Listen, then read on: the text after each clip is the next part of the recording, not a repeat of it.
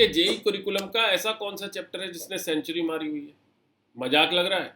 Hint दे देता हूँ, ये ऑर्गेनिक केमिस्ट्री को बिलोंग करता है, राइट? सेंचुरी मारी हुई है मीन्स लास्ट 3 ईयर्स में 100+ क्वेश्चंस इससे आए हुए, ठीक है? और वो चैप्टर है ऑर्गेनिक कंपाउंड्स कंटेनिंग नाइट्रोजन। तो इस इंपॉर्टेंट चैप्टर को कैसे ग्रिप करना है, चलिए जल्दी से समझते हैं। तो ग्रिप करने के लिए सबसे पहले देखते हैं इंपॉर्टेंट टॉपिक्स कौन कौन से। इंपॉर्टेंट टॉपिक्स में सबसे पहले जब हम देखते हैं तो अमीन्स, अमीन्स के बाद साइनाइड्स, आइसोसाइनाइड्स, डायजोनियम सॉल्ट्स, जो आपके कोर्स में नहीं दिया गया लेकिन इंपॉर्टेंट है, इनडायरेक्टली पढ़ना होता है, दैट इज नाइट्रो कंपाउंड्स, ठीक है? इसके अलावा structural analysis of nitrogen containing compounds with the help of spectroscopy. और इन सब में जिस पर्टिकुलर पोर्शन से सबसे ज़्यादा सवाल आते हैं वो या तो साइनाइड्स, आइसोसाइनाइड्स है, और या फिर अमीन्स में बेसिसिटी वाला पोर्शन, ठीक है? अब फटाफट देखते हैं कि इसमें इजियर टॉपिक्स कौन कौन से हैं। तो इजियर सब टॉपिक्स की जब हम बात करेंगे, अमीन्स के अंदर मेथड्स ऑफ प्रिपरेशन इजी हैं, प्रॉपर्टीज में जो जनरलाइज प्रॉपर्टीज है वो इजी हैं, लेकिन प्राइमरी, सेकेंडरी, टर्शरी अमीन्स का डिस्टिंग्विश करना उसको अलग हटा दीजिए। फिजिकल प्रॉपर्टीज में बेसिसिटी ऑफ अमीन्स को अलग हटा दीजिए, राइट? बाकी फिजिकल प्रॉपर्टीज नॉर्मल है, ठीक है? फिर साइनाइड्स, आइसोसाइनाइड्स, इनकी मोस्ट ऑफ द जो इक्वेशंस हैं आप पहले से पढ़ते आ रहे हैं, ठीक है? फिर डायजोनियम सॉल्ट्स, अगर आपने एरोमेटिक केमिस्ट्री पढ़ी हुई है तो मैक्सिमम हर एक चैप्टर में लगभग एक रिएक्शन डायजोनियम सॉल्ट की है, वो भी आप पढ़ते आ रहे हैं। यहाँ पर सिर्फ वो कलेक्टिव वे में आ जाती है। तो ये ईजियर पोर्शन है, आप पढ़ते हुए आ रहे हैं, राइट? अब जब हम चैलेंजिंग और डिफिकल्ट टॉपिक्स की बात करते हैं तो डिफिकल्ट टॉपिक्स में सबसे पहला और सबसे इंपॉर्टेंट मैं कहता हूँ बेसिसिटी ऑफ अमीन्स, ठीक है? प्राइमरी, सेकेंडरी, टर्शरी अमीन्स की बेसिसिटी के बारे में जो एनसीईआरटी में पूरा का पूरा 1.5-2 पेजेस का इलस्ट्रेटिव कंटेंट दिया हुआ है, दैट इज़ वेरी इंपॉर्टेंट। उसकी एक एक लाइन को पढ़ के उसको समझना बहुत ज़्यादा ज़रूरी है। ध्यान से पढ़िए, ध्यान से समझिए, राइट?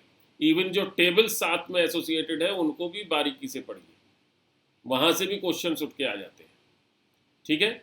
दूसरा, जब हम बात करते हैं तो नाइट्रोजन कंपाउंड्स का जो स्ट्रक्चर का एनालिसिस है with the help of spectroscopy, challenging है, ठीक है?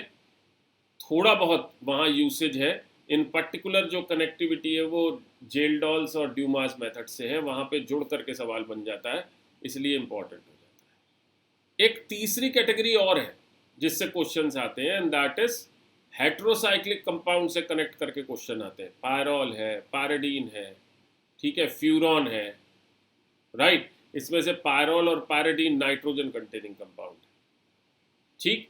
इनसे क्वेश्चन आ जाते हैं और ख़ास तौर से बेसिसिटी से रिलेटेड होते हैं। तो बेसिसिटी सबसे इंपॉर्टेंट फैक्टर है नाइट्रोजन कंटेनिंग कंपाउंड्स का।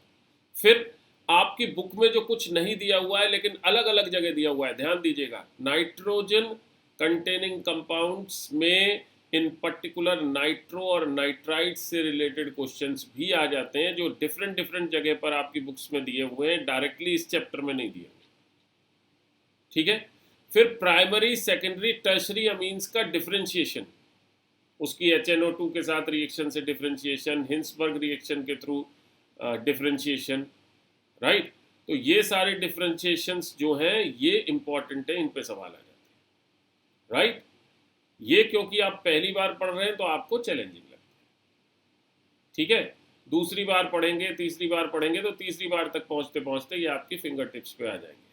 और इसमें से इन पर्टिकुलर जो प्राइमरी, सेकेंडरी, टर्शरी अमीन्स का डिफरेंशिएशन है उसको आप फ्लो चार्ट के थ्रू पढ़ेंगे तो आपको ज़्यादा बेहतरी से समझ में आएगा। अच्छा, एक इम्पॉर्टेंट बात है, अमीन्स पढ़ने से पहले ये दिमाग में बैठा लीजिएगा कि अमोनिया एसिड है या बेस। अमोनिया, ध्यान रखिए, रूम टेम्परेचर पे बेस है, हाई टेम्परेचर पे एसिड की तरह से बिहेव करती है क्योंकि उसका जो हाइड्रोजन है वो एसिडिक हाइड्रोजन है नाइट्रोजन की हाई इलेक्ट्रोनेगेटिविटी की वजह से। ध्यान रखिएगा ये बात। अब चलिए स्ट्रैटेजी वाले पार्ट पे चलते हैं। तो स्ट्रैटेजी में सबसे पहली चीज़ क्या आती है, प्री रिक्विसाइट्स, यानी इस पर्टिकुलर चैप्टर को ग्रिप करना है तो आपको क्या क्या चीज़ें पहले से पढ़ के आनी है। तो ध्यान रखिए कि इस पर्टिकुलर चैप्टर की आपकी बुक में जो प्लेसमेंट है ना वो बड़ी आइडियल है। आपकी बुक में डिफरेंट डिफरेंट चैप्टर्स में नाइट्रोजन कंपाउंड से रिलेटेड रिएक्शंस दी हुई हैं। कुछ रिएक्शंस इनकी मेथड ऑफ प्रिपरेशन में यूज़ होती हैं, कुछ रिएक्शंस इनकी प्रॉपर्टीज़ की तरह से यूज़ होती हैं।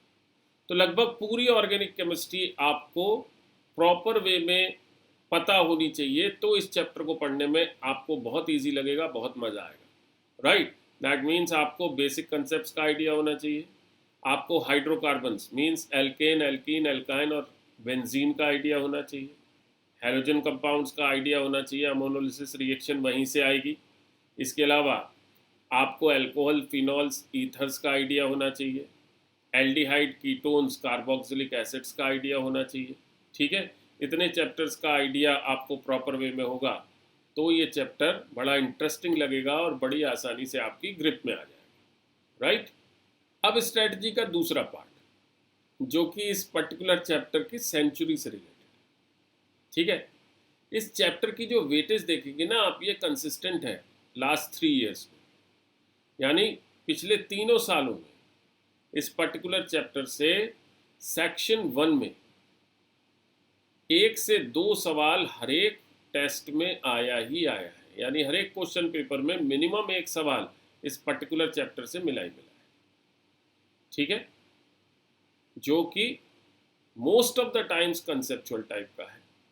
सेक्शन 2 में जो इसकी वेटेज रही है वो 0 से 1 क्वेश्चन की रही है। राइट, इन पर्टिकुलर अगर हम बात करें तो एक कंसिस्टेंट वेटेज 4 to 8 मार्क्स की इस पर्टिकुलर चैप्टर से दिखाई देती है ड्यूरिंग लास्ट 3 ईयर्स।